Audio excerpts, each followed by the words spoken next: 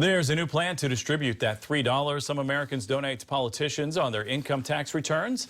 Indiana Congresswoman Susan Brooks wants to spend it instead on research into diseases, especially ones that affect kids. RTV6 reporter Norman Cox has more on her plan. It's the box that few Americans check on their tax returns anyway, and Congressman Susan Brooks wants to put that money to what she thinks is a better use. Brooks today toured Riley Hospital, a likely destination for some of the money if her plan goes through. Her bill would eliminate the $3 checkoff box on federal tax returns that provides funds for presidential campaigns and national conventions.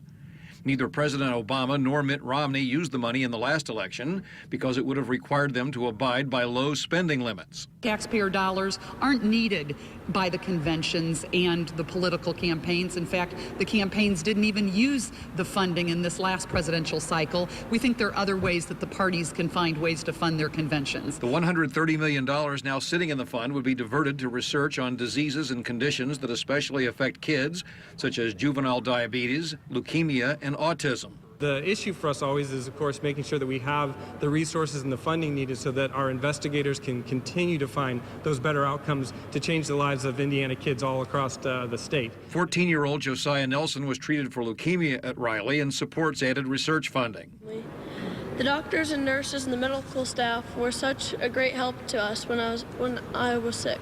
So does Gartha Ingram, whose son Justin suffers from type 1 diabetes. We all know that the way to find a cure is through research. We want to thank Riley, the staff. According to the legislation, the box on the tax returns would go away, so this would not be a permanent use of the money. It would be a one-time expenditure of the money that's already in the fund. At Riley Hospital, I'm Norman Cox, RTV6. And there would be more money in the fund, except for the fact that fewer than 8% of taxpayers now contribute to it. Brooks has 123 co-sponsors for her bill, including House Majority Leader Eric Cantor.